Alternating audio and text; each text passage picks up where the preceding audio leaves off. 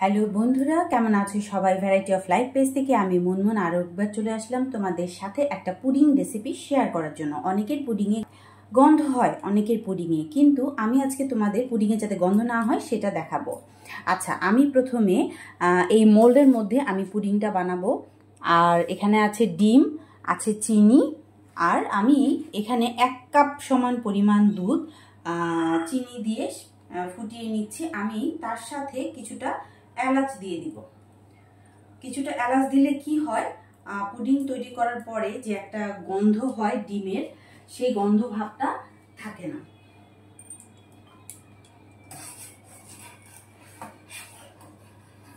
আমি এই মেজারমেন্ট কাপের 1 কাপ পরিমাণ দুধ নিয়ে নিয়েছিলাম এবং আমি সেটা জাল দিয়ে ঘন করে নিয়েছি।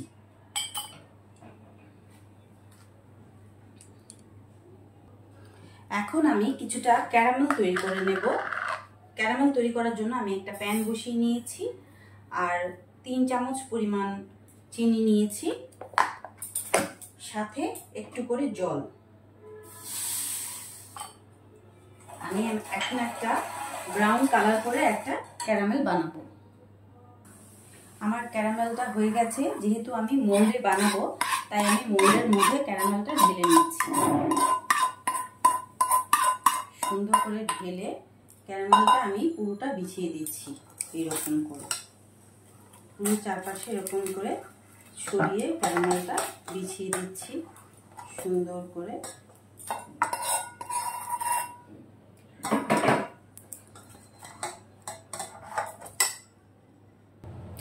আমার দুধটা কুসুম গরম, হালকা গরম আছে, আমি ঠান্ডা করে নিয়েছি। এখন আমি এর মধ্যে ডিমগুলো দিয়ে দিব।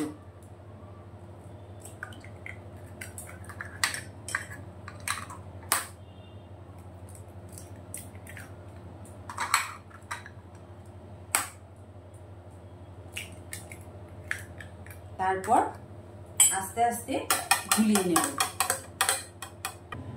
আমি ডিম আর দুধ একসাথে ফেটে নিয়েছি, এখন মোল্ডের মধ্যে ঢেলে নিচ্ছি। দুধটা মোল্ডে ঢেলে নিয়েছি। এখন আমি এইরকম একটা বড় ফ্রাই প্যান বসিয়েছি, তার মধ্যে জল গরম করতে দিয়েছি আর একটা কাঁটা দিয়ে দিয়েছি। এই কাঁটার মধ্যে আমি মোল্ডটা দিয়ে দিয়েছি।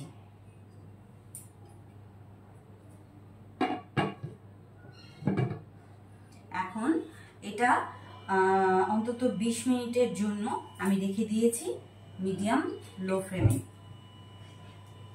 আর এটার ভেতরে কিন্তু আমি অবশ্যই জল দিয়েছি। জল দিয়ে তারপর আমি ঢাকা দিয়ে দিয়েছি। তারপর এটার ফাইনাল লুক নিয়ে আমি আবার আসছি।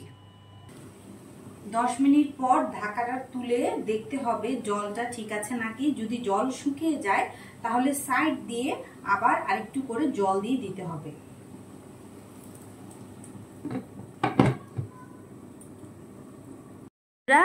এই যে আমার পুডিংটা দেখো কি সুন্দর হয়ে গেছে। আমার প্রায় 45 মিনিট সময় লেগেছে। আর এটাকে আমি সারা রাত্র ফ্রিজে রেখে দেব সেট হওয়ার জন্য। তারপর আমি তোমাদের ডিশে সার্ভ করে দেখাচ্ছি।